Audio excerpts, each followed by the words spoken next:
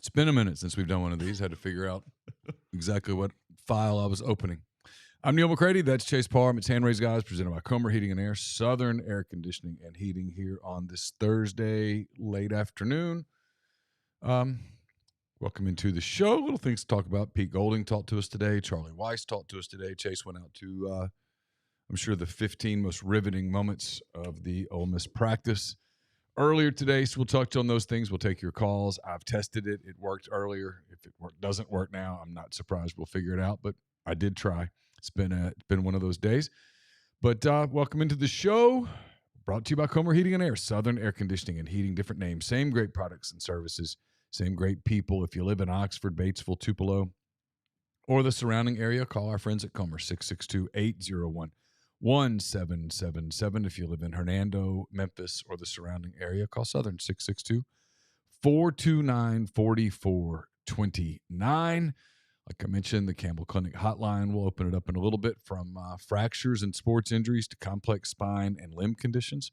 Pediatric orthopedic physicians at Campbell Clinic in Oxford are the only specialized orthopedic team in North Mississippi providing expert care for growing bodies. Visit campbellclinicoxford.com to schedule an appointment or call 901-759-3111. We are in the Clark Ford Studios. Clark Ford's in Amory, Mississippi, 662-257-1900 is that number. Call it. Ask for Corey Clark. Tell Corey what Ford product you're looking for. He'll send you a quote within 15 minutes in business hours, right to the bottom line. There's no hassle. There's no haggle. You get your quote, and the rest is up to you. You can shop it around. You can do what I've done, what I recommend that you do, and that's hop into a Clark Ford today. Don't forget to check out their Facebook page as well. Again, that number is 662-257-1900, and this will be the Friday Blue Sky Live. Chase, what's going on at Blue Sky? Yeah, if you're coming in this weekend, check it out. If you're in town tomorrow, maybe a little lunch special, $5.69, a couple sides of bread, any size fountain drink. Might as well get the big one. Kids, activities, school, plenty of things going on. Let them handle dinner for you. You can do that with ribs, pulled pork, side items, desserts. Again, wet or dry ribs, they'll wrap them up, have them ready to go if you call ahead. So a lot of options there. Sweet Daddy's locations throughout Mississippi with Blue Sky in Oxford and everywhere else. Yes, riveting football practice this morning. Pete Golding, legitimately riveting today. He was actually really, really good. There's a story up at rebelgrove.com, pretty lengthy, when I discovered that the video file that Ole Miss does, the way they do it, it's just mechanical/equipment error. But normally Ole Miss films all of their stuff and they put it on the FTP. I pull it off the FTP, load it into our YouTube.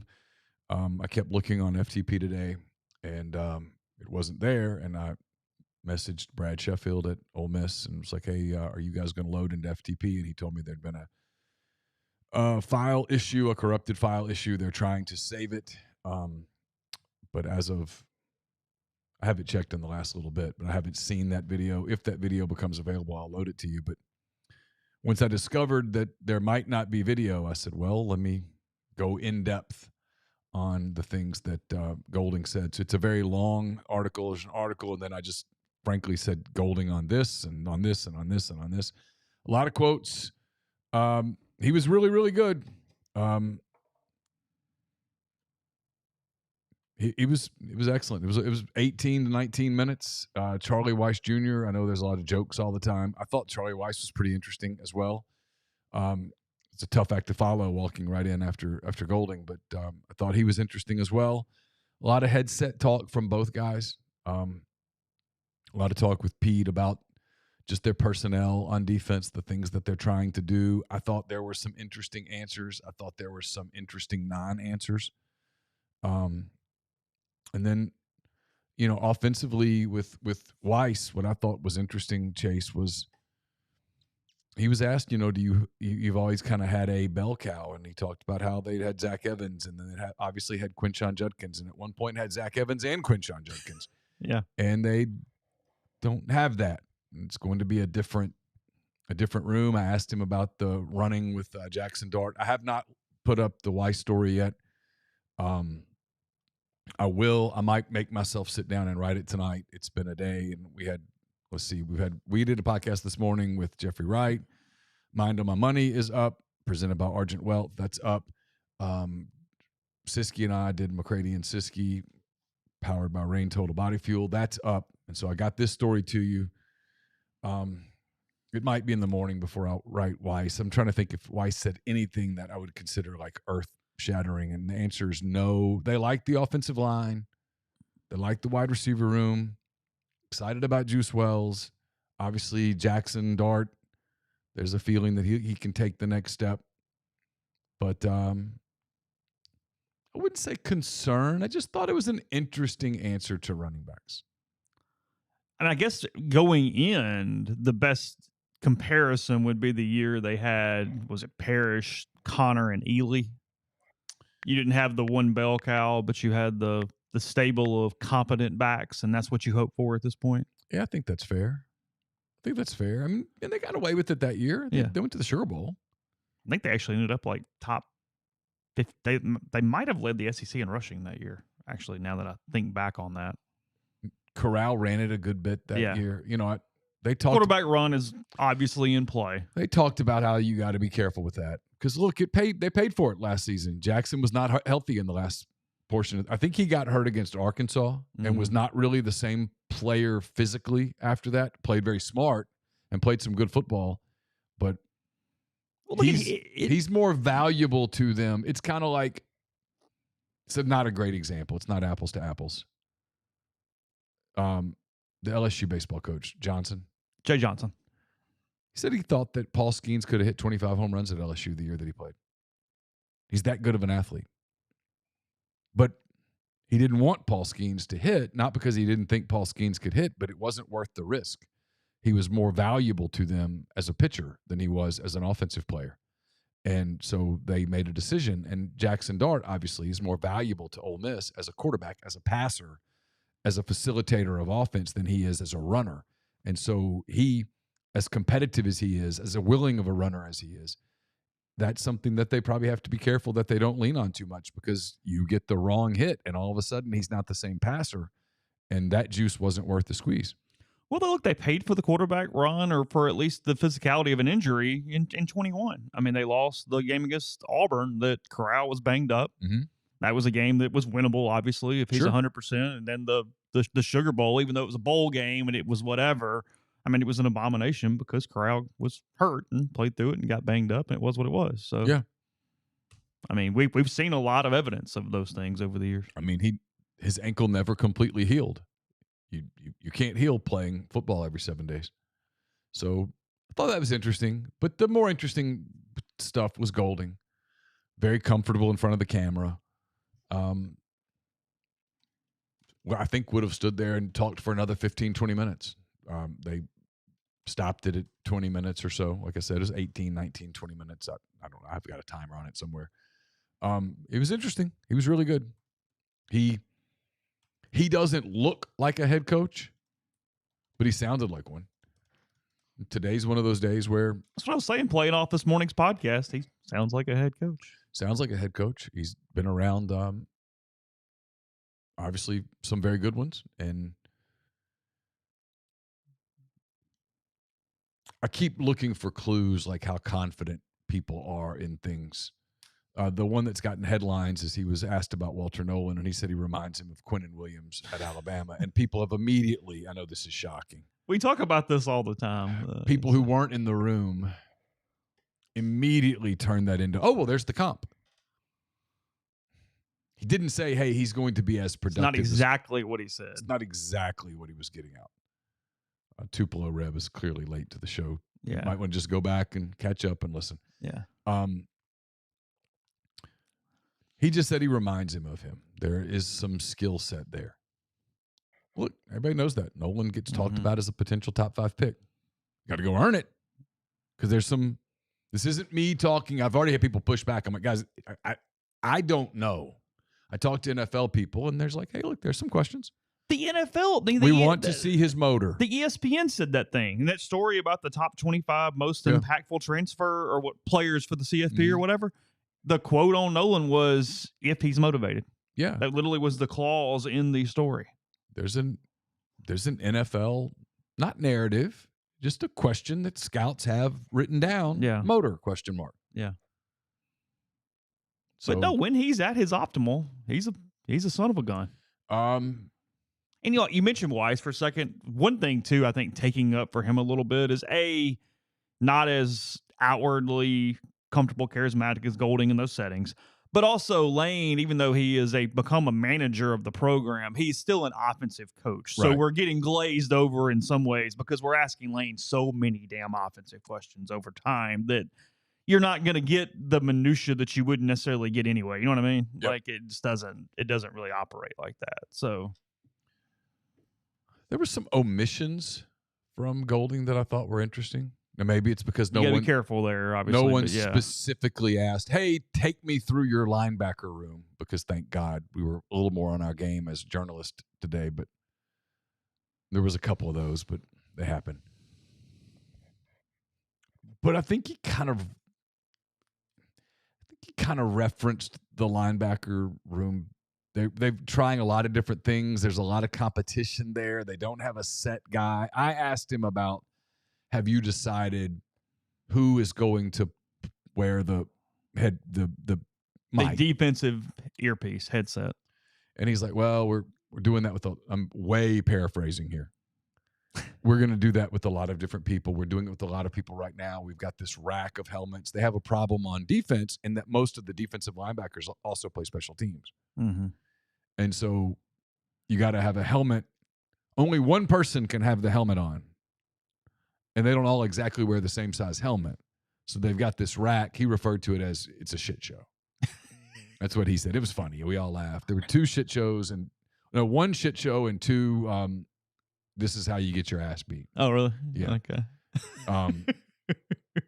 Where the longer he went, the more comfortable he got, and the more comfortable he got, the more he did. I think he would be incredibly entertaining as your head coach, where you just got him twice a week and you just could kind of hang out and talk. I think you'd get the really laid back, just ball coach. Yeah. So the more comfortable he got, the more he started saying right, the way that he says right, but he does it the same way that Saban does right, mixing it in. And then a lot of mixing in the knows as he got more comfortable, because I had the transcription and I was having to go through and clean it up and that kind of thing. But he didn't single out linebackers the way that he singled out other positions. They're not. I read into that, and I could be wrong. This is inference. That they're still not super duper comfortable with everybody there, with maybe one or two exceptions, still trying to figure that out. He was asked the question about Daniel Demery, who they moved from safety to linebacker. And he made the comment in their defense, and you'll know where I'm going with this. In their defense, vertical speed is very important. Getting linebackers back into coverage. Mm-hmm. And he's like, what was a problem for him at safety, he's great at it at linebacker. And in their scheme, you don't have to be 235, 240 to play linebacker. Yeah. How last year they got away with a 5'9", 203-pound linebacker. Yeah. There's a certain amount of interchangeability inside their back seven that you can, size-wise, you can mix and match and do things. And, I mean, that's a lot of the linebacker issue is whatever they are on. I mean, Daugherty is kind of known as probably their best guy coming into the season, but he's played very few snaps. They keep switching sort of Perkins back and forth between this end linebacker role, trying to figure out where that works outside of just simply rushing the passer. Corey Coleman has played the most snaps of anybody. He's been around for a long time, but has kind of gotten benched at portions of his career, or at least fallen out of the top of the rotation. There's nothing proven there at all out, in comparison to, as you mentioned, the defensive line, where you've got Ivy and Pegues, and these guys have been around forever and in the program now forever relative to 2024. And then even the transfers, you go, okay, that's their positions, what they played. We have eyes on them in the SEC to know what that looks like. Linebackers just coin flips and hoping that it works out at some point. I mean, it's not a lot there. I'm having a hard time remembering the names of last year's linebackers. Isn't that crazy? Yeah, you forget it immediately. Like I was kind of, you kind of saw me doing the same thing, and I went, yeah. Uh-huh. Yeah, I mean, literally about to have to pull up the Ole Miss tackle chart from last year. I can't think of names. I mean, it's a complete brain drain right now. I'm in mid-season form on Thursday afternoon tiredness. This is when you're typically run down and done and whatnot. So. Yeah, it was a lot of, and then talking, and I mixed in the writing today, so that was part of it. But I don't know. It's interesting. I came away thinking that listening to coordinators was two fresh voices, because we always just get Kiffin. That the concerns, if there are any, running back and linebacker. That's it. That will be what defines them. Weis talked about offensive line. Thinks that they have more offensive linemen that they can rotate this year. That is the plan, to get more offensive linemen into a rotation, because inevitably when injuries happen, they can adjust. Talked about how last year they got pretty thin there, which sort of seems to happen a lot. Yeah, duh. I mean, there's no doubt about that. Last year, let's see, 2023, just to make sure I don't miss one. Here you go. Monty Montgomery, Jeremiah Jean-Baptiste, Corey Coleman. I guess he's referring to Ashanti Sistrunk. I guess he's referring to Coleman or Sistrunk. Those are both smaller dudes. Sistrunk played at 230 last year. What was Coleman?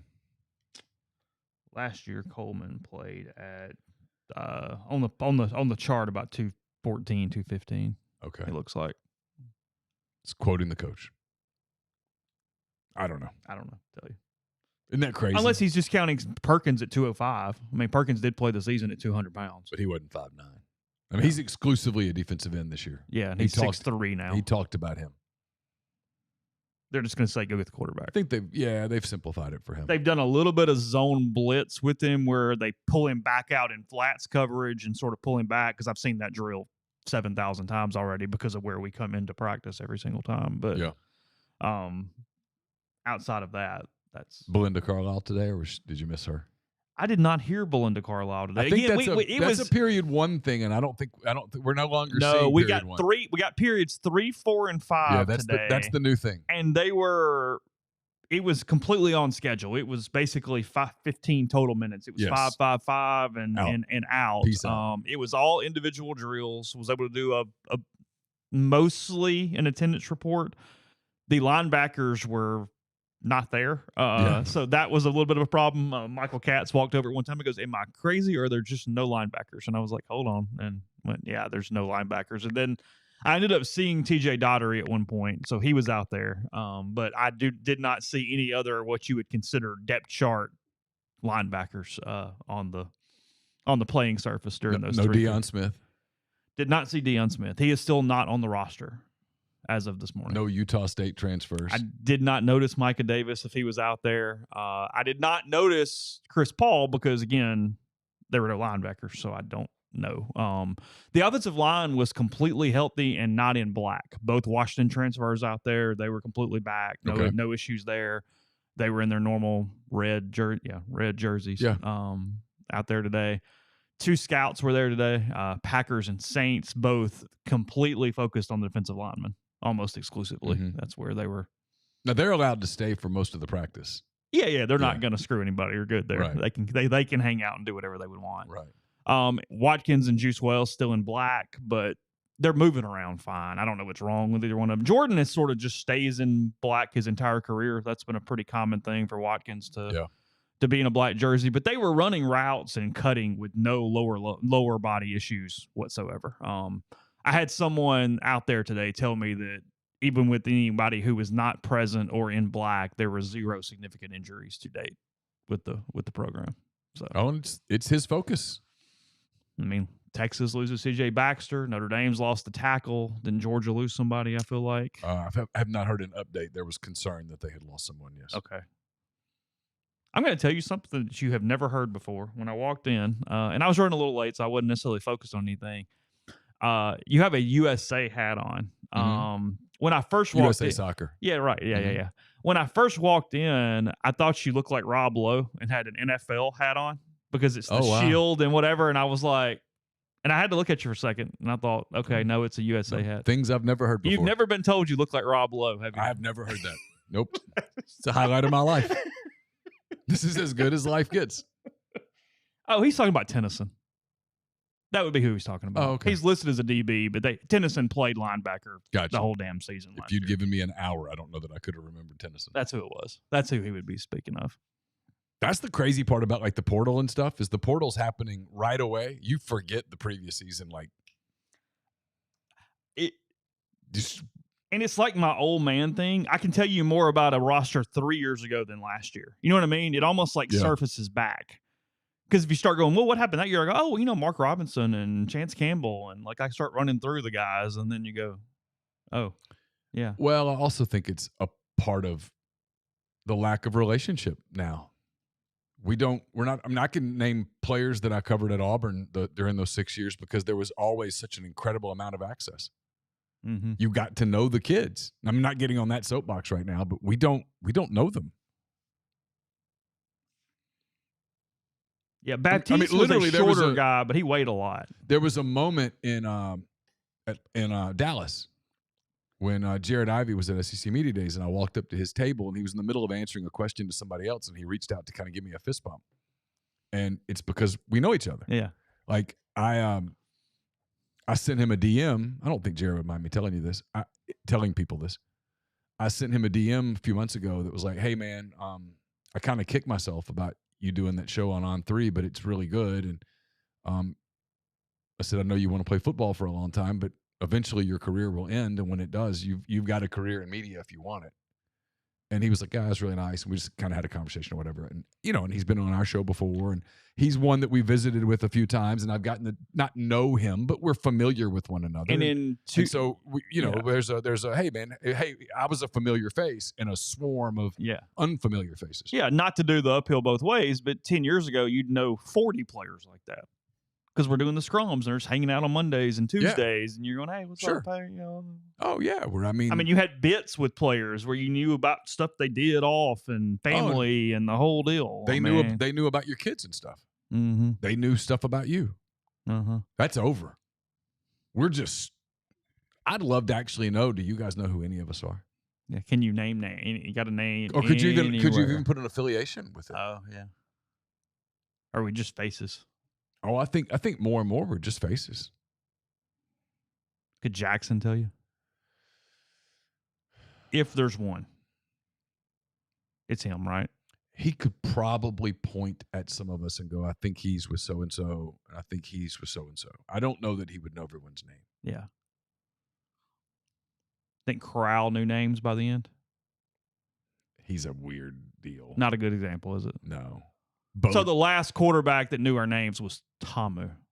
Yeah, Jordan did. Yeah, and Plumlee. Yeah, I mean, I'll see Jordan now, and we'll still catch up. Yeah. And I think John Rice knew our names. Yeah. Yeah. So the last quarterbacks for sure. Even Chad Kelly with all of his issues. Chad showed up. I mean, he knew our names. Yeah, I mean, looking back, it looks funny, but Chad showed up, was well dressed, like he took those seriously. Yeah. For those. Yeah. He was doing audition in a way for those. Matt had a lot going on. I don't know that Matt would have known everyone's name. In fact, Matt would get almost a little combative, and you'd be like, dude, ain't nobody doing anything to you. Yeah. Nobody in this room's out to get you, champ. It's true. My observation. Yeah, sure. That's why when people do the thing, I get it. I got it just the other day. Are you surprised Matt Corral's not made it in the NFL? My answer was no. And they look at you like, I'm not surprised. You asked me if I was surprised. No, I'm not surprised. Not even a little bit. Any more than, are you surprised Shea Patterson was a bust? Nope. I don't know. He's handling the USFL. Is he in the Canadian? Where's Shea? He might be in Canada. Yeah. He's in one of the other. I watched him play a game. It was on TV. Where is he? Which one is it? I don't know. Chad's in Canada. Yes. Matt's in the USFL. Shea's in one or the other, and I'm getting them Chad confused. is actually having success in Canada. Oh, he's done well in Canada. Yeah. And that's not surprising. No. Chad's talent is never the question. Kind of goofy, and then had some bad moments. Well, yeah, and at some point you're not trusted, and right. Shea's in Canada. One day ago, the Regina Leader Post. Is it Regina? Is that how you pronounce the Canadian Regina? Sure. You're not sure? I mean, you said sure. Well, I mean, let's just go with it. Okay. The headline, could this be Shea Patterson's last start as Rough Riders quarterback?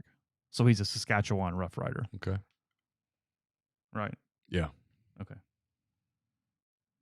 I don't think anybody really cares what the story says, but that's No. they are. I know one person who cares. They are poised to activate veteran pivot Trevor Harris from the 6-game injury list. Okay. Where's Trevor Harris from?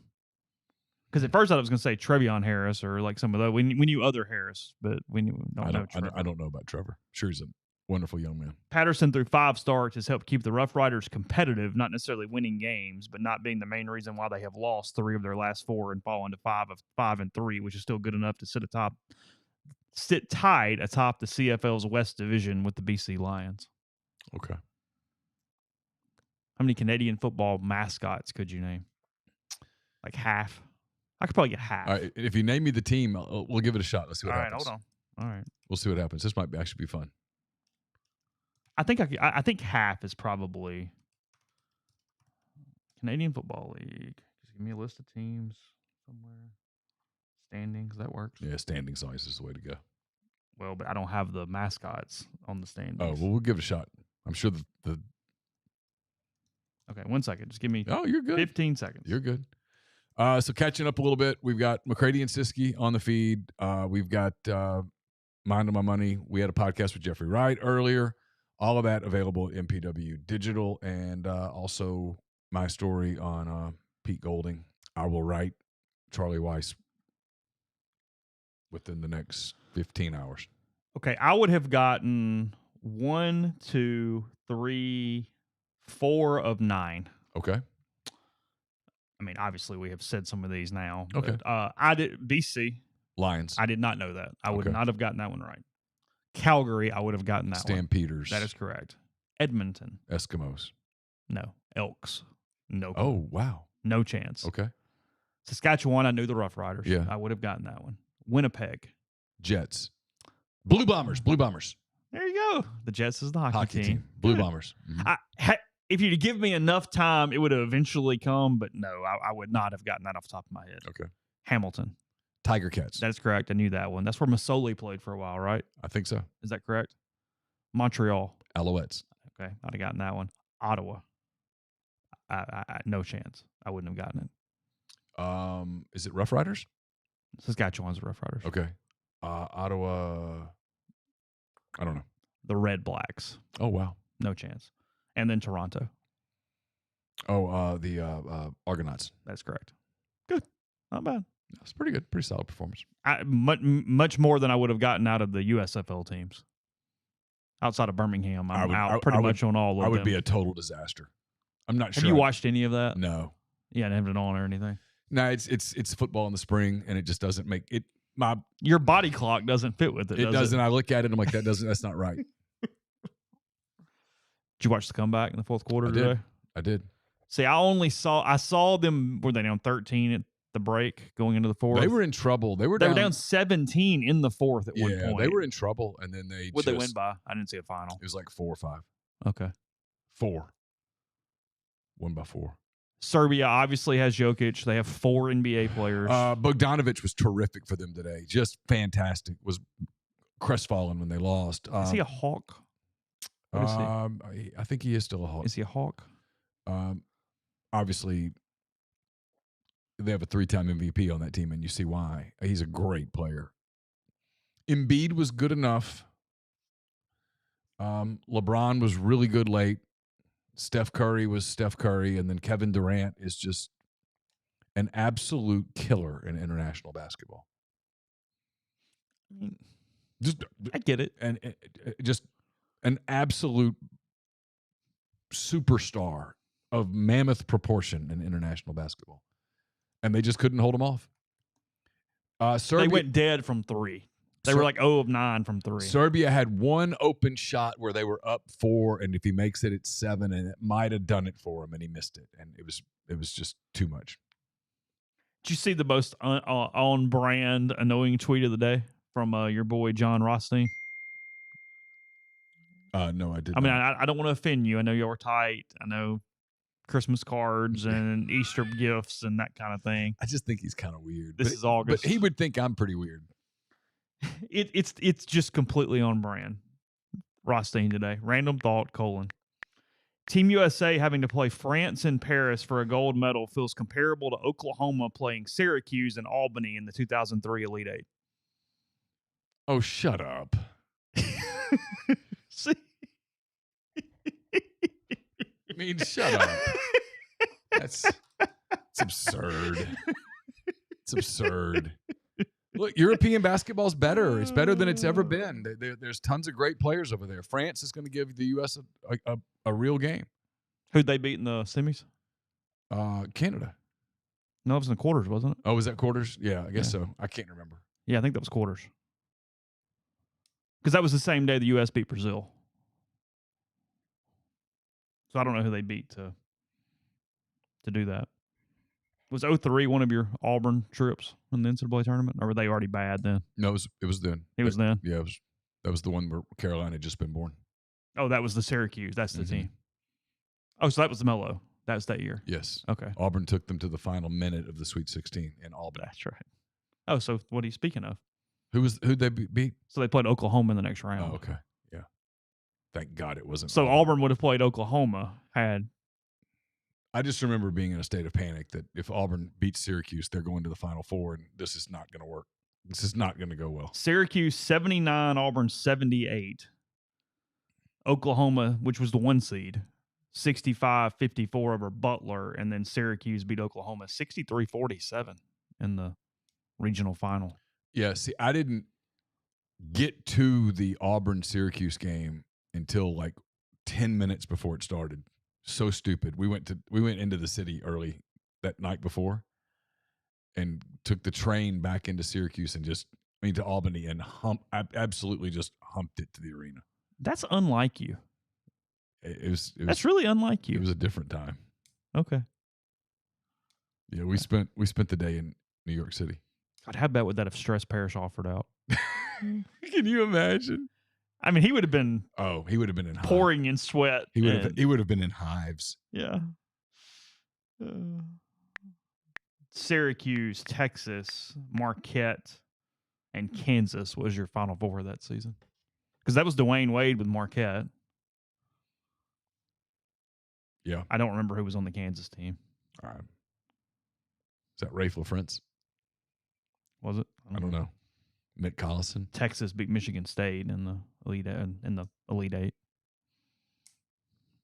Yeah, I don't remember. It doesn't matter. I just remember being thankful, very thankful that Syracuse beat Auburn. Called and arranged to get out of there the next morning as early as humanly possible. Which was what? Like 7 a.m. Like a flight? Oh yeah, I'm not sure I went to bed. Where'd you fly into? Albany. No, like out. Like how'd you get home? Atlanta to Mobile. Okay. Oh, you could fly into Mobile. Yeah. Oh, so it was easy. Okay. Or Gulfport, one or the other. We got the Little League World Series, I guess, on. Are we in regional play? I just turned it on. I think they're in regional play. So Capitol Hill Little League, is that like DC? Where is that? I mean, I'm asking. I don't know. Where is it? I would assume that's DC, like a DC team. You think so? Capitol Hill? That's be my guess. I don't know what that park is, but it looks like they've got some good sponsors, though. You got Eggland's Best, Uncrustables. Got Dairy Queen. Well, it looks like maybe some sort of MLB play something back there. Yeah. Travel Guard. I don't know what Travel Guard is. That ain't nothing. No, they're. Yeah, we're in regionals because it says down at the bottom Washington versus Idaho. Oh. At 8:00. Be a hell of a game. Idaho's just loaded. Loaded up the middle. Great defensive team. Think all the kids are actually the right age, or you think somebody's cheating this year? Oh, you can guarantee somebody's cheating. You think we got a Danny Almonte situation coming on? There's no question about it. There's some kid out there who's 15 years old. Altering birth certificates and whatnot. And there's a big get to Williamsport. It's a big gap from 12 to 15. I mean, there's a little lot going on, 12 to 15. Big gap between 10 and 12. Like Avery says she loves an Uncrustable. I don't hate a PB&J. No, hey, look. I prefer strawberry jelly to grape of the traditionals. I prefer jam to jelly. Okay, that's fine. Easier spread. Yeah, that's. It's the worst part of like trying to spread Nutella if it's not brand new. Is like it starts getting kind of hard to spread and whatever. Yeah, it gets a little tough. Supposedly that is like the worst thing. Look at the back. No, it is comical how bad that stuff is. It's just simply. People try to pass that as like some sort of a health thing. It's like no, dude. It's the Pop-Tart of the spreads. Yeah. Where you go, whoa, yeah, breakfast food. No. Yeah. You're just eating sugar. Corey, how are you? What's up, guys? I heard Nutella. What we got going on? We were discussing that it's very difficult to spread if it's not brand new. That it kind of gets sticky in there, and you better have a real good butter knife to get that spread on the bread. We were discussing peanut butter. Don't know and jelly. that I've ever had it in my mouth. Oh, you've never had Nutella? I've had a lot of PB&Js. I've had a lot of PB&Js. Maybe. Is it like chocolate peanut butter? What is it stuff? Yeah, it's chocolate hazelnut spread. All right, what's the stuff from Australia? Oh crap. The Vegemite? Yeah, that. I think that's what he's talking about. Never had that either. I've never had that. No, I haven't had that either. Know it from the song. Know it from the song. But other than that, Crunchy or smooth peanut butter? Because I'm all in on as crunchy as you can make it. Absolutely. All right. Am I making a sandwich out of it? You're making a peanut butter and jelly sandwich. You're making a peanut butter and jelly sandwich.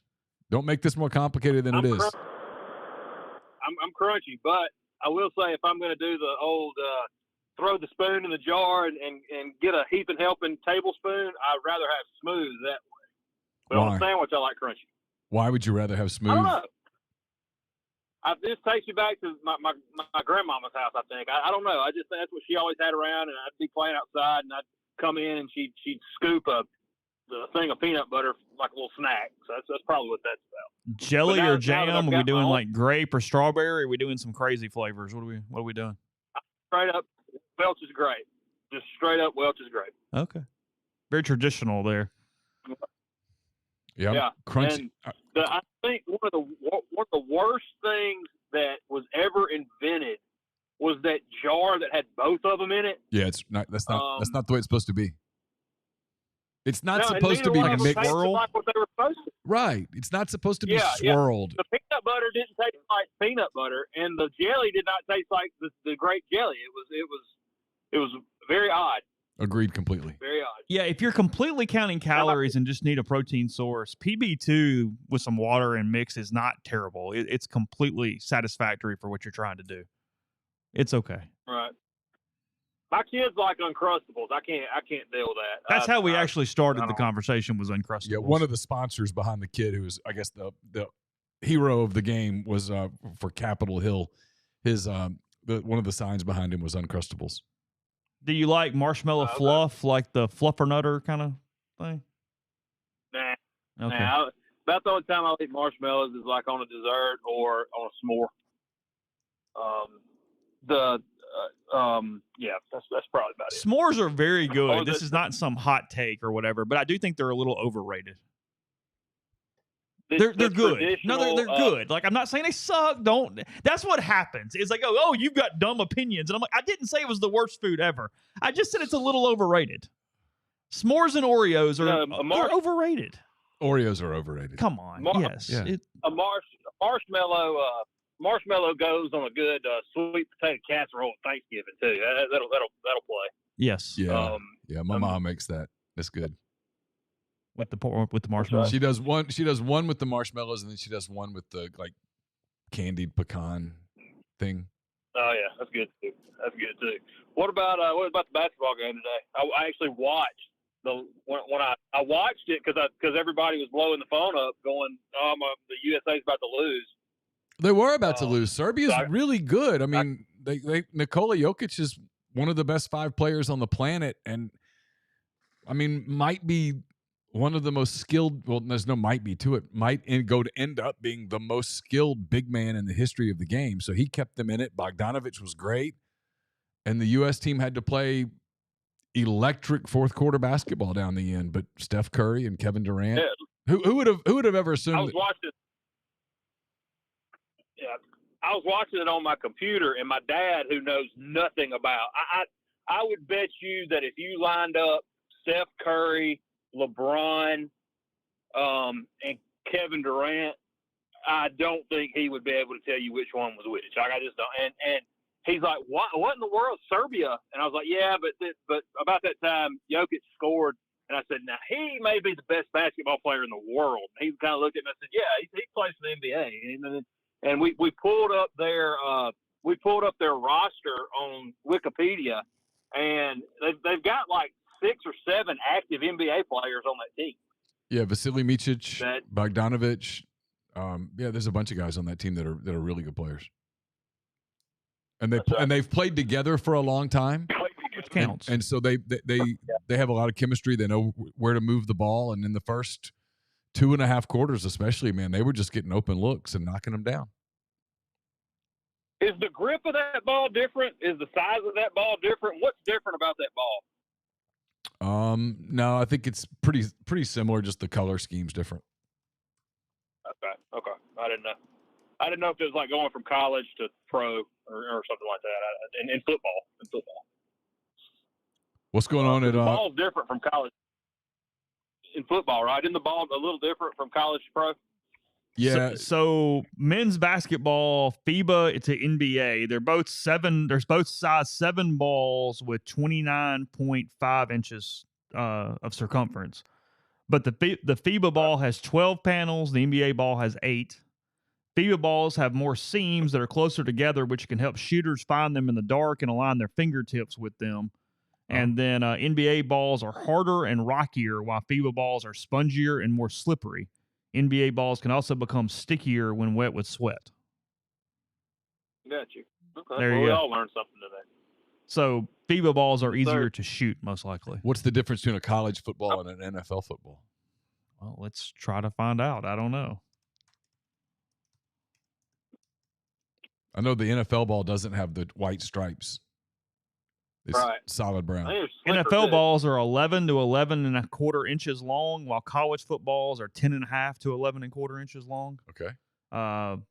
NFL footballs have a long circumference of 28 to 28.5. Colleges are 27 to 28.5.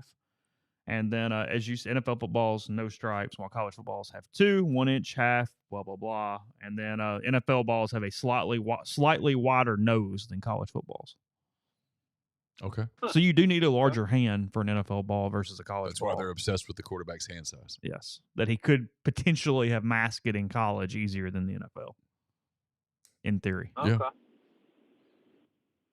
Jamar Chase, 3 years ago, apparently made a lot of headlines by saying the NFL ball was much harder to catch than a college football. Oh. Because of the size of the ball? He would know. I wouldn't.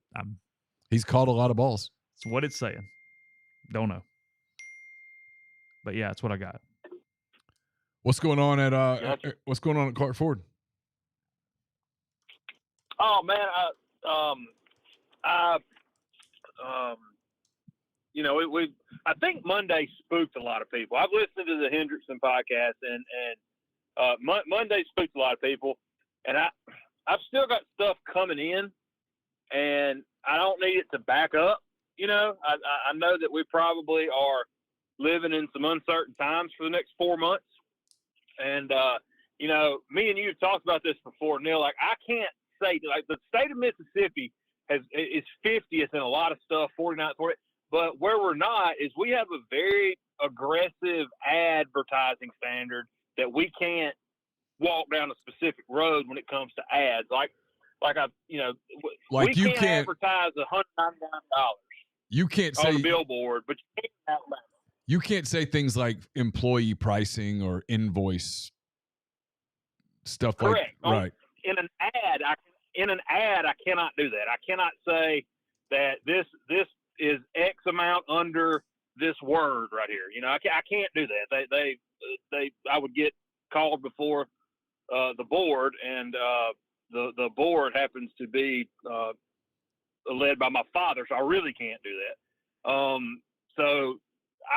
But if somebody calls me just know that if you call the dealership and I speak to you, I can at that point say those magic words, and I will be able to tell you a little bit more if you call me about, hey, I can do this on this vehicle because I've got one just like it coming, supposed to be here next month, and I don't need them stacked up. So I guess one word that I would use that is allowed is aggressive. So if somebody's looking for something, I am an extremely motivated seller and I'm going to be extremely aggressive when it comes to pricing. So like in other y'all get back to the show. In other states, you could say things like you pay what we pay or below cost and stuff like that, but you can't do that in your ads. No, I cannot say that in an advertisement, but I can say that in a phone call. I can say things like that in a phone call to let you know, hey, here's this, and I'm selling it to you here, and we can go from there. But just for the, as Tyler would say, just for the listeners, I'm very aggressive this month. Speaking of Tyler, Corey, we're doing the Patriots and the whoever the hell they're paying Panthers, and this is the first time I've seen this kickoff thing, and this is stupid. Yeah. This is stupid. You don't like it? No, I despise it. Why? It just looks stupid. It looks like something the XFL would do when they were like. Well, it was. That's where they got it from. But it looks like something they would do an experiment and go, "Nah, that's too stupid."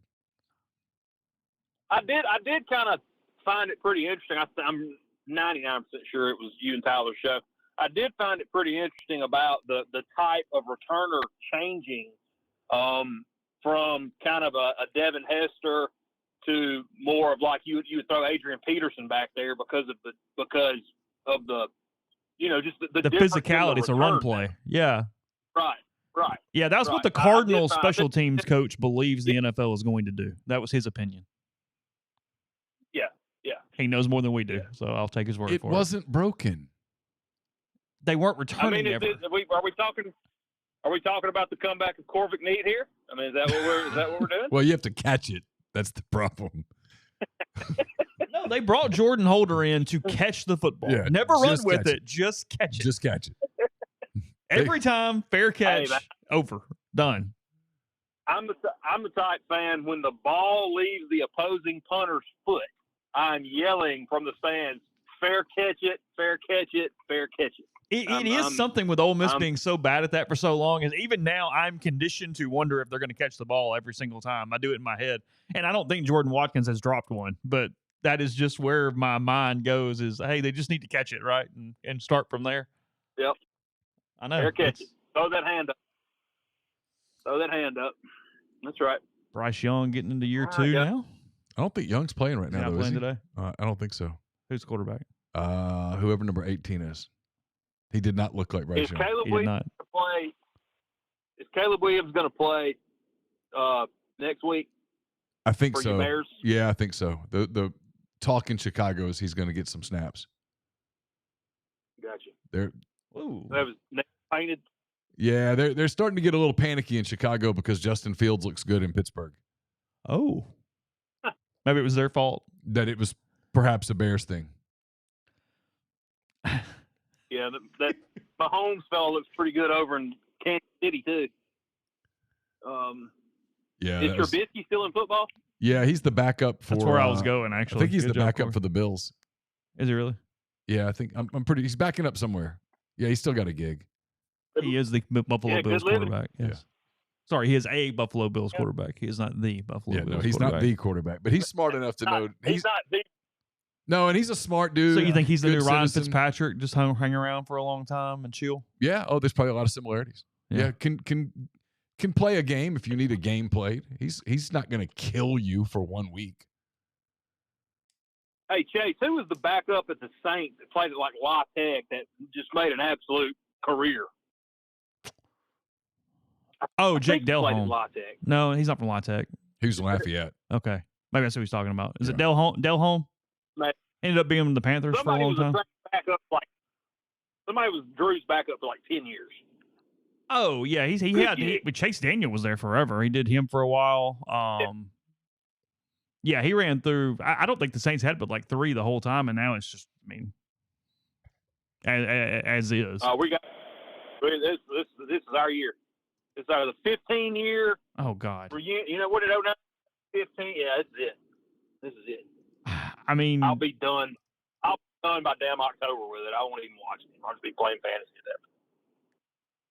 they are going to go 7-11, 7-10. Yeah, 7-10. I think that's right. You'll be pretty checked out on 7-10.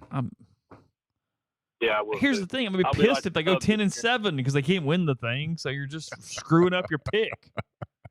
I mean, I'm hoping for 2-15, but they're too good for that. They're completely mediocre. Yeah, and they're in a mediocre division. They're Cars completely mediocre. They're going to win half their games in the division just by being in the division.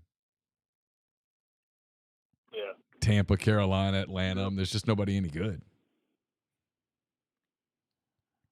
Sounds about right. All right, Corey. Have a good evening, guys, my I'm guy. gonna pick up golf practice. So I'm about to the golf course, picking him up from golf practice. Hey, did you know they moved Chase? You know they moved golf in high school from the spring to the fall? You know, I feel like I saw that somewhere in the last few months. How's that working out? Is that good or bad? What are we thinking? Great move. I mean, you think about the amount of rain in well, that's true. March, it's still gonna be cold April. as hell when they finish, though, isn't it? I don't think so. I think they get done in like early November. Oh, do I they? think. Oh, that's good then. You're good. Yeah, I think. Yeah, I mean, this is like September and October, are like the best golf weather in. Yeah, it is. I've tried to tell you guys for a long time. The calendar has backed up a full month. The spring is not really. A whole month. The spring is not springy until sometime around mid-April. It's cold here. Yeah. It's cold here in March, and typically wet here in March. I agree. And ask me what February is like in North Mississippi. Just, I mean, oh yeah. You haven't been cold until you've gone to a high school soccer game in early February. Yeah, that's when they've really got high school soccer's really when they've got the calendar messed up. Yeah, they should be playing in the fall, absolutely, or late spring. Yeah, y'all have some crap weather. Because they start in November and go through February, which, like, I don't know where the hell hand raise guy was for that, but I would have been like, no, those are the exact 3 months you shouldn't play. That's right. And the truth is, they were trying to just fit it between football and baseball. Yeah, the truth is, they were trying to not interrupt football. Yeah, that's the truth. Yeah, and they wanted the base. Yeah, because everything's dictated around football. You know, that's how it is in North Mississippi. I should shut up. That's right. All right, buddy. Appreciate you. Yeah. Hey, Corey. Have a good day. Later. I probably did jinx Jordan Watkins. He's going to drop the first punt against Furman on the 31st. Well, if he drops one, that would be the one to drop. I mean, when I had Dart on the podcast back in October, I gave him that stat about how Watkins hadn't had a drop and whatever, and I think he dropped a ball and broke a finger like the next day or something. I went, okay, I'll probably just shut up now and move on with my day. Yeah, Deuce Knight going to Auburn? I think so. Is he? For now. You think it's done? Well, I said this on McCready and Siskey. Okay. Trying to make sure I remember how to do this. You just did it a second ago. Yeah. Hey, caller, hang tight real quick. I get that it matters. I'm not being cynical. But if you don't get the quarterback that you're after, don't you just wait for him to get in the portal in a year? I mean, it's not that big of a deal. He's not going to play as a true freshman. So he's probably going to get discouraged, upset, leave. They're going to recruit somebody behind him. Of all the positions to maybe not even care about anymore, it might be quarterback. As crazy as I know that sounds. I mean, kind of what Lane did, even back with, and he ended up being a nut job, but with Jaden Rashada, because it was, hey, just try to finish second. He's not going to hang out at Florida forever, and then we'll just go do it again. Yeah. Hey, they knew they weren't going to pay that price that day. Of course not. Hey, caller, who do we have? Hey, it's Steve in Greenville. Hey, Steve, what's up, man? Hey, and I'm hey, y'all were talking about the rule change. I just went to a CFL.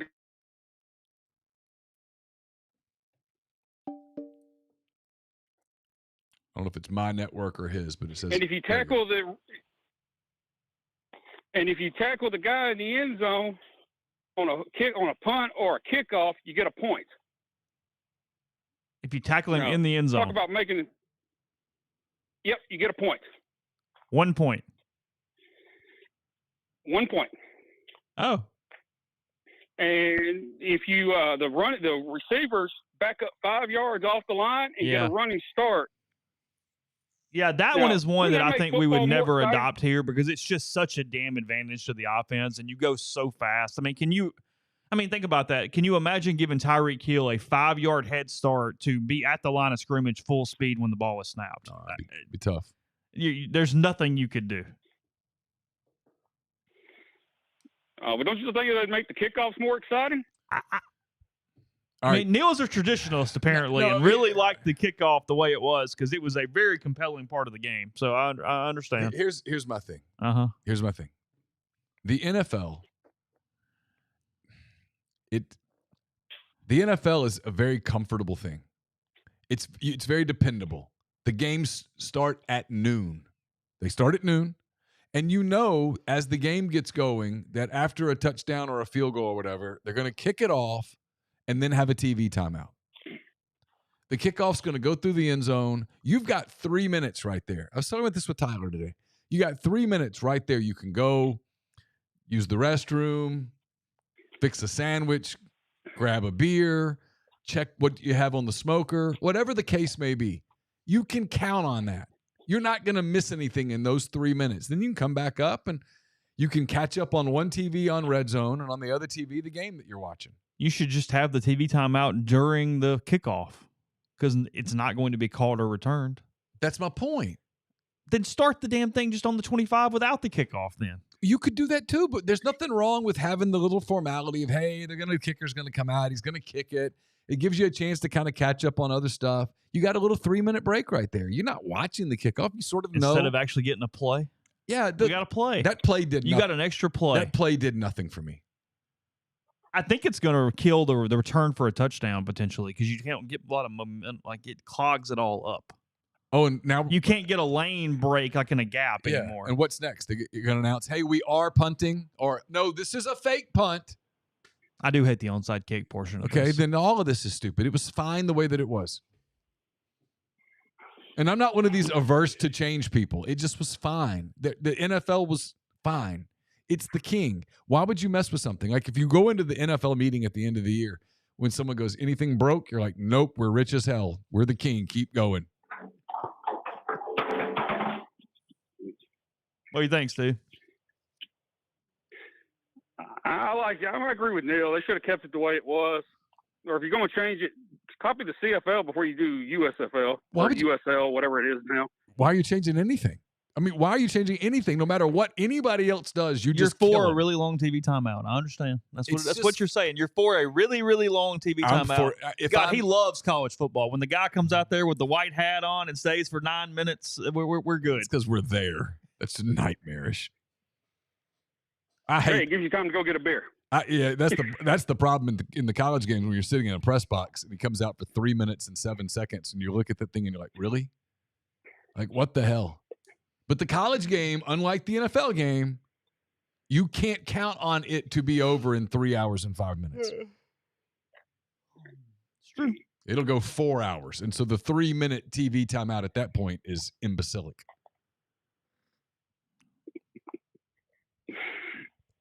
All right, guys. Y'all have a good night. You Appreciate too. it, bud. So Nick Foles retired today? Well, he had a hell of a career, didn't he? Super Bowl, baby. Made a lot of money. He got 2 contracts out of that thing. Yeah, he did. He was a good player.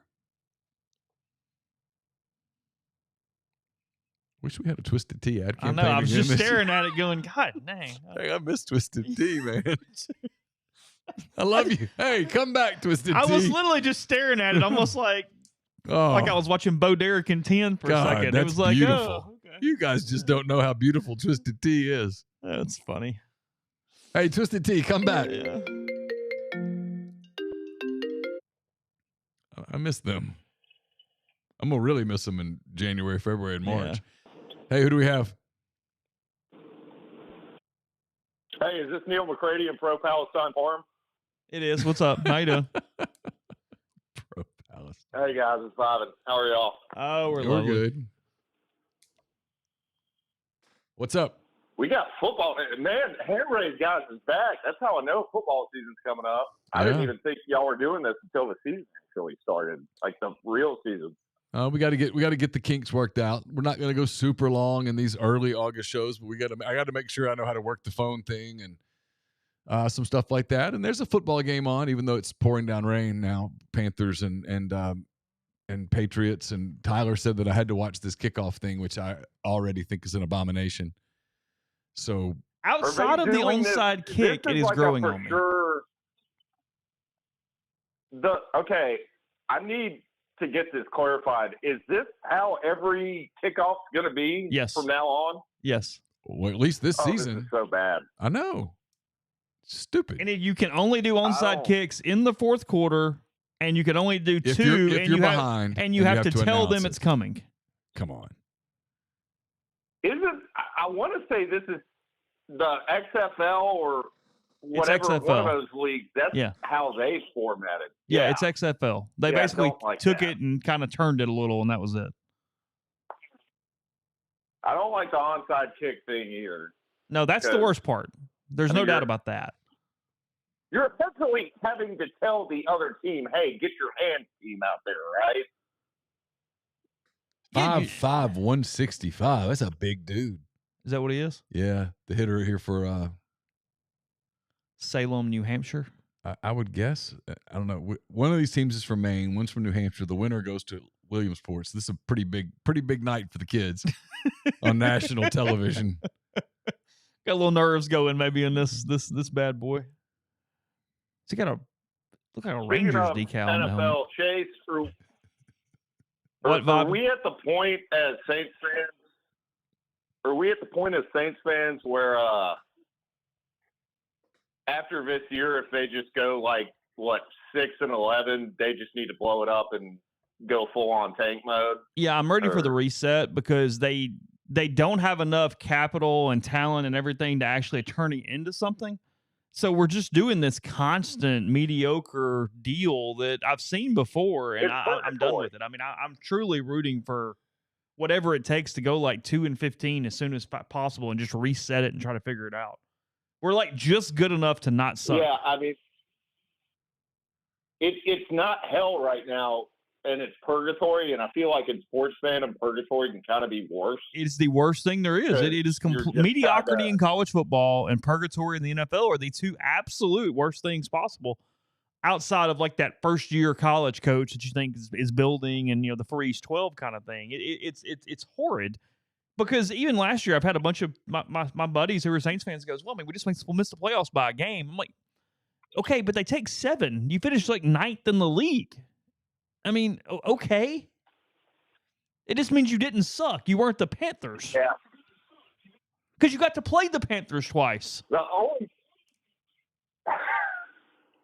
I mean, Baker Mayfield got in their groove, and then all of a sudden the division was won. That's all it took. I'm not even considering the Saints are going to win the division, and the quarterbacks of the teams that are going to beat them are Baker Mayfield and Kirk Cousins. Well, here's my thing about the whole tanking thing is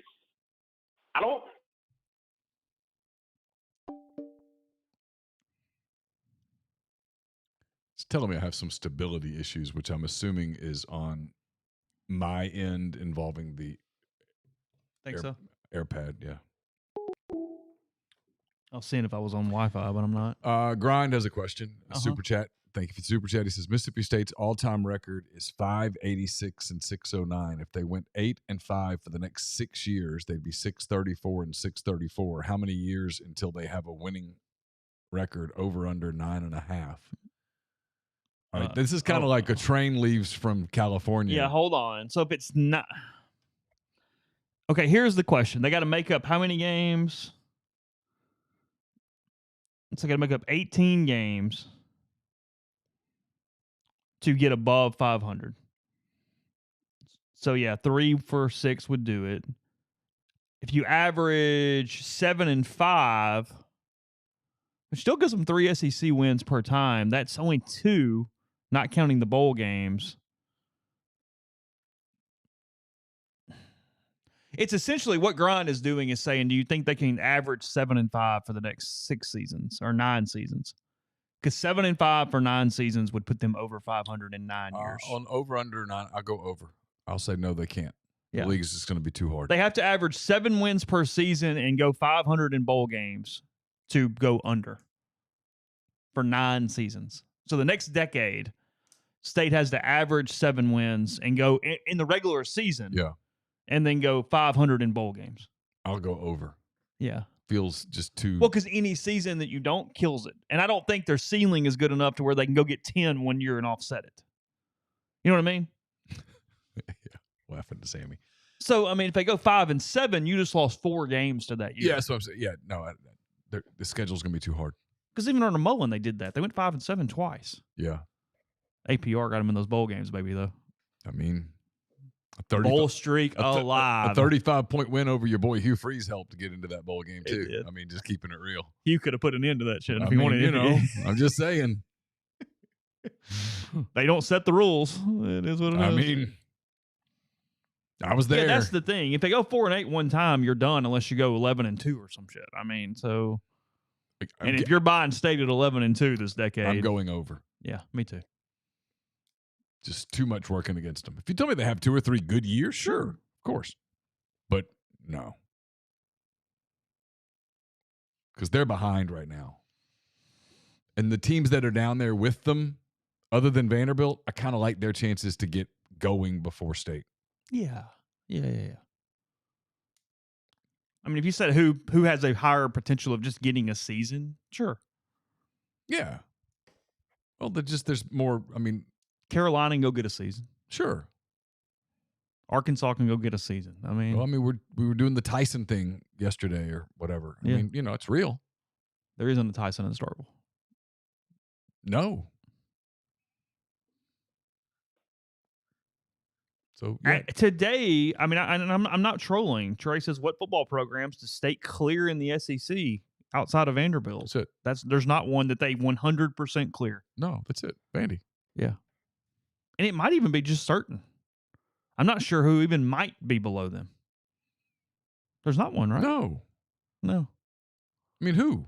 South Carolina? No. Arkansas? No. Arkansas's got, I can name things they have going for them. Number one, they're the only team in the state. Yeah, which is a huge deal. There's more people. There's more money. Yeah. I mean, Florida? No, of course not. Silly. It's ridiculous. Yeah, no. No, they're 15th. Yeah. There's a middle you'd have a really hard time figuring out, but that's not it. By the way, I like to rip on Vanderbilt a lot, but from what I've seen, it looks like what they've done with the stadium is going to look really good. Yeah, they have done that on a budget pretty well. It looks like it's going to look good when it's done. When Clark gets fired, he can go be an architect somewhere. He's done a hell of a job. He will have no problem landing a job. He can get a DC job whenever he wants it. I do wonder about that alternate reality if he would have had a shot at the Notre Dame job had he just sat there. If he'd be the Notre Dame coach instead of Marcus Freeman. Would have had a shot. Yeah, that's what I mean. Wouldn't have been certain, but would have been in there. You do need to leave him behind this time. There's no doubt about that. Oh, yeah. You let him off the mat this time, and that's on you. What's wrong? Nothing. It tells me I'm connected, so we'll see. Okay. It tells me I am. Okay. It's one of those things where we can always flip to Skype if we need to down the road. That was Capitol Hill was DC, by the way. They were in the like the Mid-Atlantic something or whatever. A team out of DC. Mm-hmm. How about that? You wouldn't imagine that would be a Little League hotbed. But, of course, you wouldn't think it. Kid might have a career. Finn Day is a good athletic name. Finn Day? Finn Day. Yeah, it's a good name. Hey, who we got? Yo, it's Grind. What's up, Grind? He's How going are to be you? like the center fielder for Virginia in a few years. Oh, that would be a good name. Finn Day. Doing pretty good, man. What's up, Grind? Doing pretty good, man. Enjoying the show. Like everybody been saying, happy that, hand raising guys back. I mean, football season, right? Like, literally. When we say right around the corner, I mean, it's like literally right there. I mean, I think the high school season in it feels Mississippi good, starts, man. is it next week? Maybe one more, but I think it's next week. I think they have still one more. I think they have like jamborees next week. Okay, there you go. The week after that they start. All right. Yeah, no, I mean 3 weeks from right now, Missouri will be playing, Arkansas will be playing. So yeah, it's almost here. Speaking of high school football, man, I cannot believe my former position coach did that, man. I cannot believe that. Is that who that was? That is crazy. Yeah, the new coach at Hoover High School, he was the former, or he was the head coach at my alma mater, Clay Chalker High School. For I want to say it was like for the past 5 years. He took over after Coach Hood, who was the head coach when I played, and he was just a linebackers coach. And I mean, I saw the clip, and man, but now I think it's a lot there. Like as Neal would say, it's a lot there.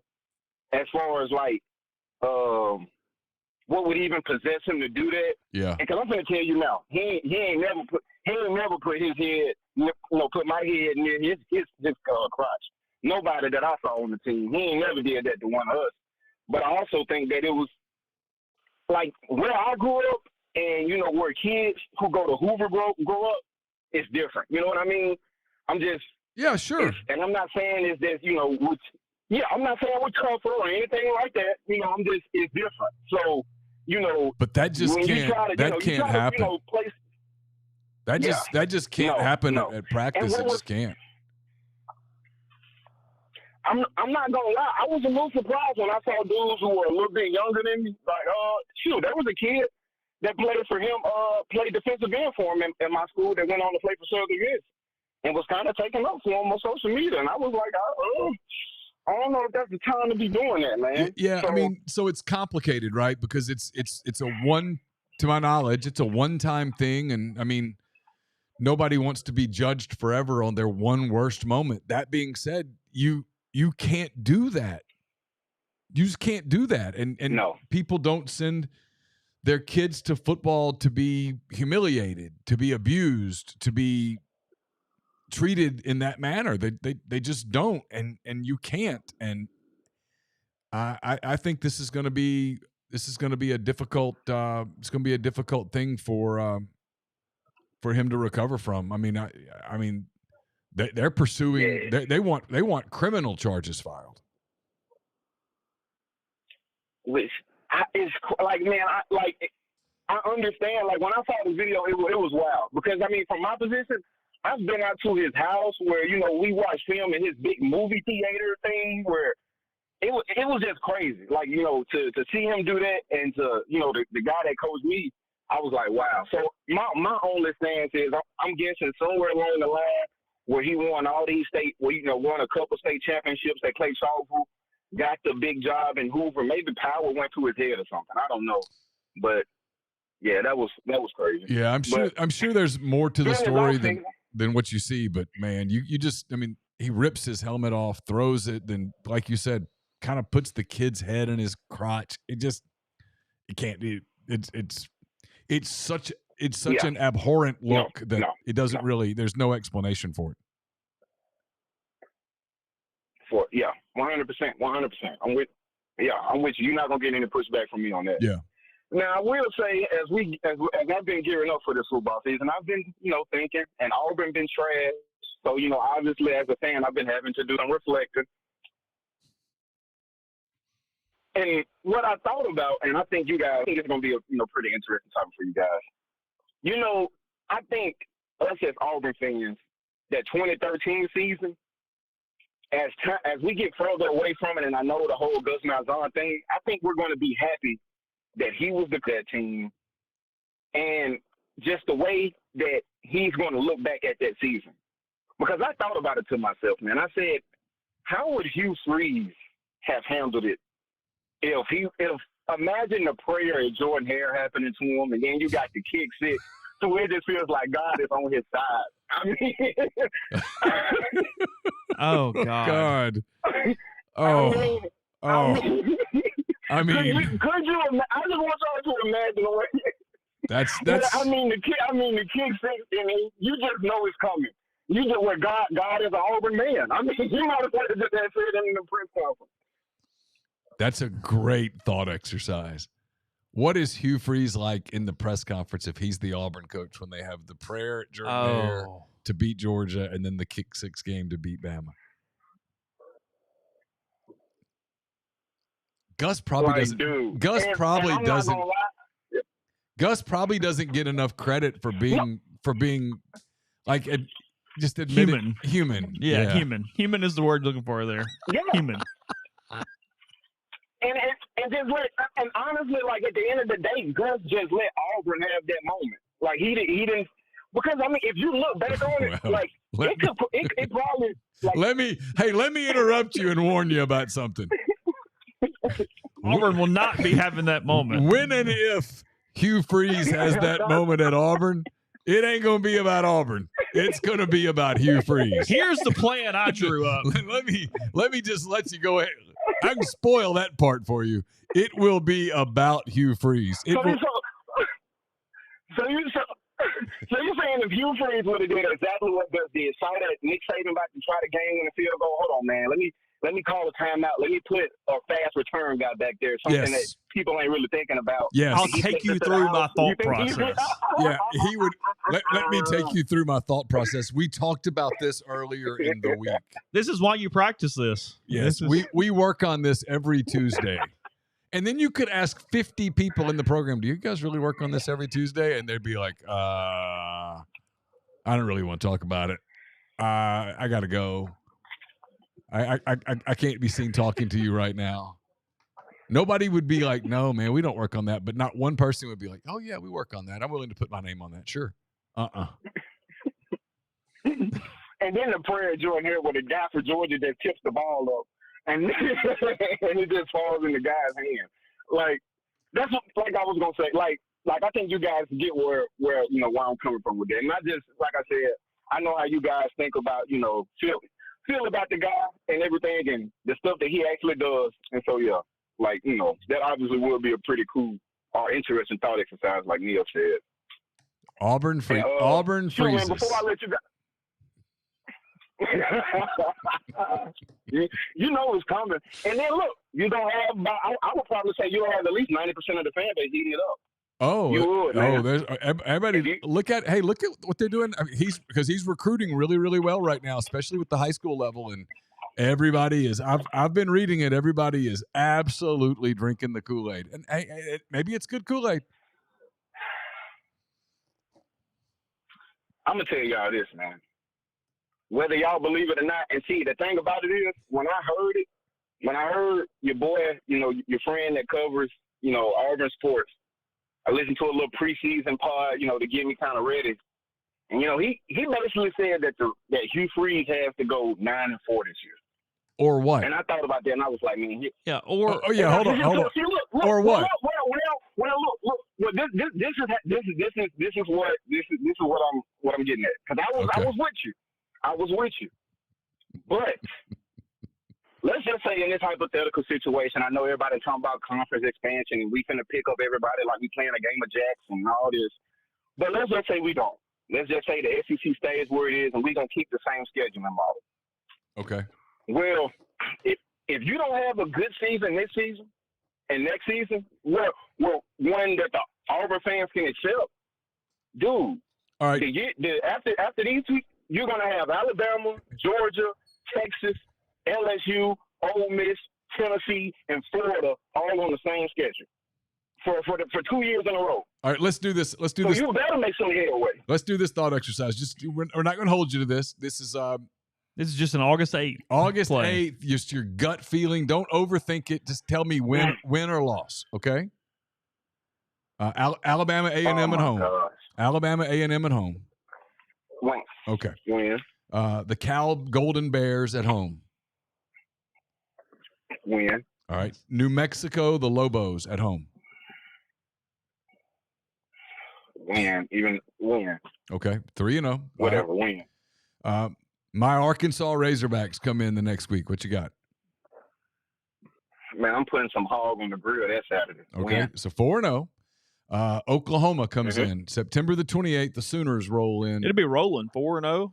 Jordan-Hare, Oklahoma at Auburn. If it's at 2:30 loss, if it's at 6:30 win. No, we're not doing that. Tell me win or loss. Just give me your gut feeling, win, loss. Don't make this harder than it is. Okay, loss. All right. 4-1 at Georgia. Loss. All right. Then you get an open date. So you're 4-2 at the turn at Missouri, October the 19th. Loss. All right. At Kentucky, October the 26th. That game's suddenly kind of tight. Win. All right. 5-3. Come home, That's a play big win. Vanderbilt November 2nd. 6-3. Win. All right. Open date. Louisiana Monroe comes in on November the 16th. 7-3. Win. Texas A&M comes in on November the 23rd. I'm going to say that series stays weird where the road team has won like 97% of the games. Okay, so you're going loss to A&M? I mean, loss. Okay. Yeah, lost to A&M. And then the Iron Bowl November 30th at Bryant-Denny against Alabama. Loss. So 7-5 is what you just predicted. Okay, so 7-5. What happens at 7-5?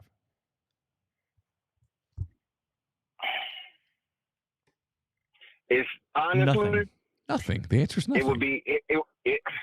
Nothing. Nothing happens. I don't know. Like nothing. I don't know, man. Nothing happens this year at 7-5, but then it's going to be like you can see, the stuff coming to bear, man. You know what I mean? It's like, yeah. Because I get it, but I'm not picking a fight with Jay here. But I mean, when they go, hey, they have to go 9-4. I'm like, no, they don't. He has a colossal buyout. It's $25 million. They're not eating that money after year two. So that who are you hiring? I mean, who's automatically taking that gig after you fire Hugh Freeze after 2 years? The answer is nobody. It's a building block year. He knows it. That's why he's recruiting high school kids. You're right. You're right, man. I'm just telling you, if the SEC don't win in, if this the case, I'm crossing my pinkies. I'm crossing everything I can cross for the SEC to add some teams so their schedule can look a little favorable. I get that. I need to see North Carolina instead of LSU or something. I understand that sentiment. And in a world where they went 7-5 this year, and you told me that next year he's on the hot seat, sure. But this year, no, absolutely not. And so when the people do that, you know what that is? And here's what grinds my gears about it. This will get on auburnsports.com and y'all can light me up again. This is that arrogance that drives everybody else crazy. It's like you're a great program and all that stuff, but it's not an instant rebuild. It doesn't happen like that. And you fell off. You made a couple of bad hires and you fell off.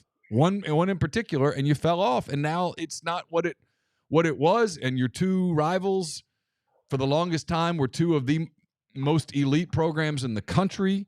Alabama dominated the national scene for a decade and a half, and now Georgia has picked up where Alabama left off, and Georgia is the GOAT in college football. They're the team that everyone's gunning for.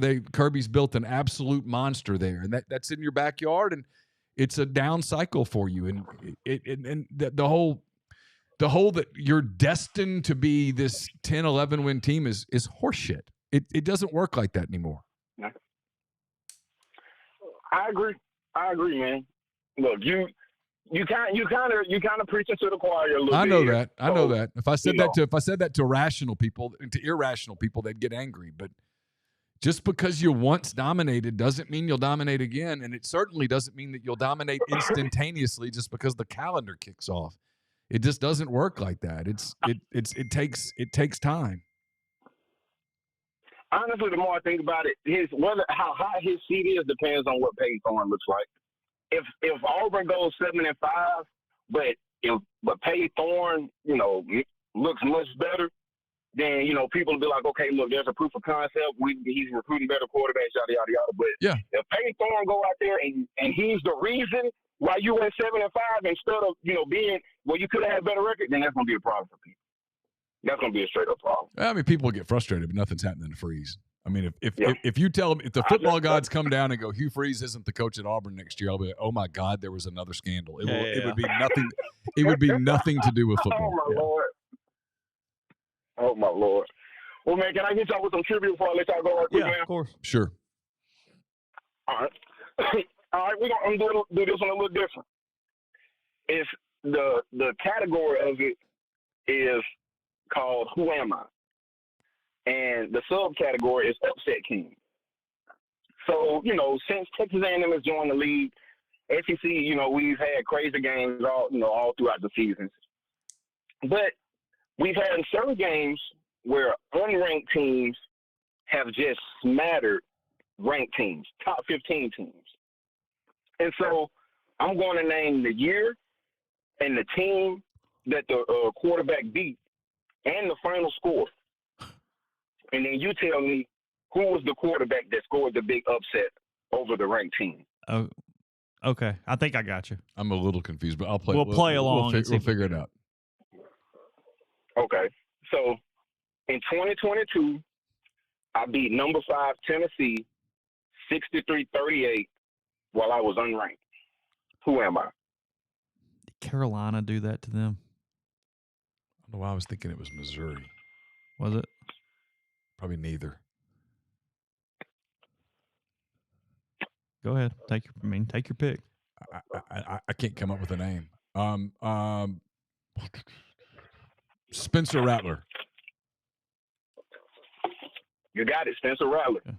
Okay. He went 30 of 37, 438 yards, 6 touchdowns. All right, so we each helped a little there. Okay. Well, we get to do it as a team. And then if you want to hint, I can give you the quarterback that he beat. So the team that came in with the ranked quarterback, I can tell you who he was. Well, that was the night Hooker got hurt. Yeah, it was. Yeah. Mm-hmm. See, I kind of want to make that one a little easier so y'all can kind of get the hang of it. Okay, yeah, gotcha. Okay, all right. In 2018, I beat number 8 Auburn 23-9.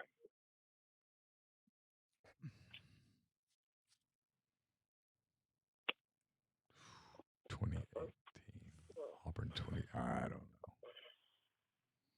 know. This is not my strong suit here. I'm trying to think of even like a you and I were having a hard time naming Ole Miss's linebackers last season. We were having a hard time with that. I don't know the team. I don't know the quarterback without having to go back and think about it. Was it Mississippi State? It was Nick Fitzgerald from Mississippi State. Very good, Chase. Yeah. All right. He went 9 of 17 for 69 yards through there. That's good. It's very good. All right. What you got next? That's good. All right. The last two.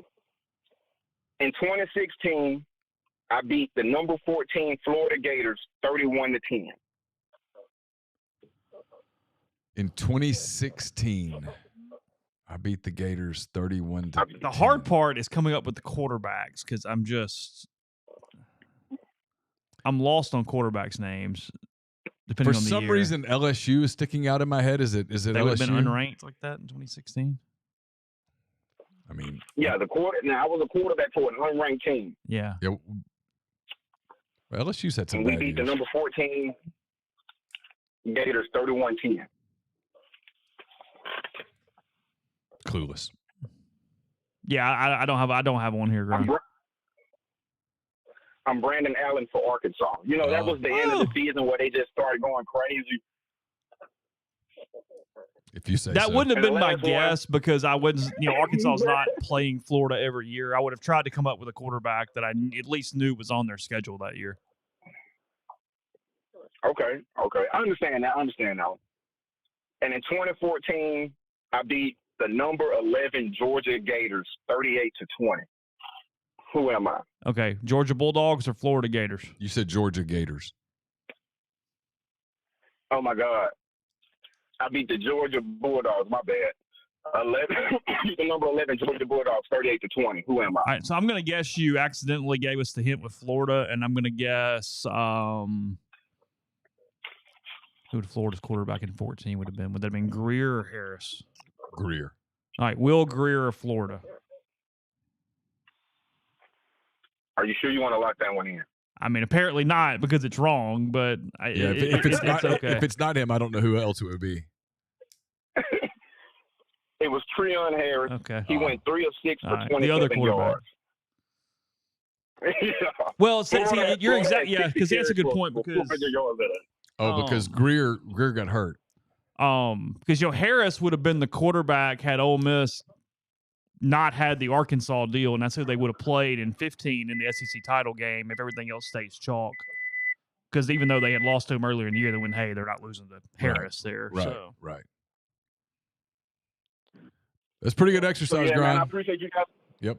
Thank you, buddy. No problem, man. I appreciate you guys taking my time, man. Have a good one. You too.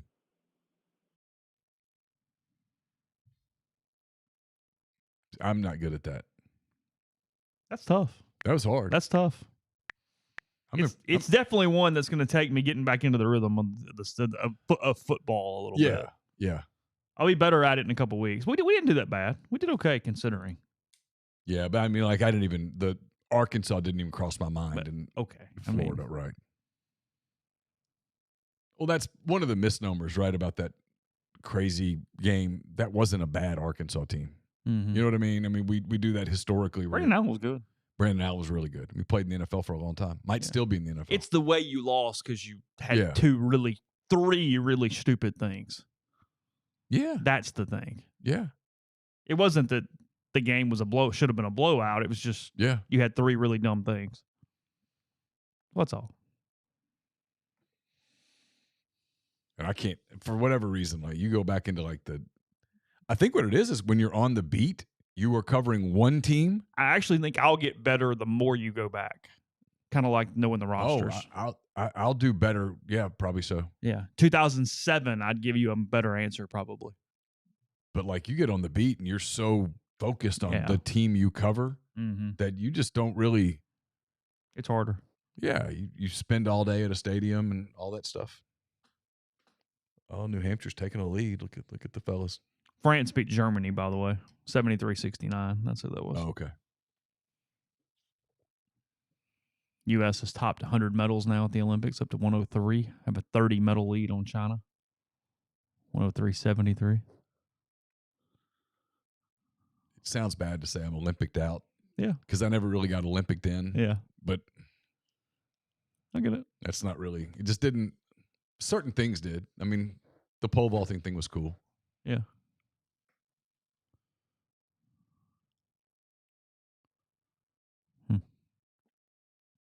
Okay. But his parents were nervous right there. Yeah. That ball's floating up to center field. He's like, oh, please catch it. Yeah. You can do it. Of course, all these kids are pretty good. Yeah. They mostly catch the ball. Yeah. It's not bad. All right. We will be back. We'll start doing this every Thursday as the season gets closer and we get more into more games. We'll take more calls and that kind of thing. But we wanted to kind of get some of the rust off a little bit on our Thursday night. We'll make this the Friday morning show. Again, lots of content at the site. In the event that Ole Miss gets the video fixed on those interviews today with Pete Golding and Charlie Weis Jr., we'll get those to you. I will get a Weis story to you. Pretty long, extensive Golding story is up at rebelgrove.com. So be back next week with another full week of podcast here at MPW Digital. Again, our thanks to our friends at Comer Heating and Air, Southern Air Conditioning and Heating for sponsoring this show, yet another football season. We appreciate them very much. We also appreciate all of you guys for being in the stream, calling in, being part of the show. We will talk to you again on Monday. For Chase, I'm Neal. Take care. Later.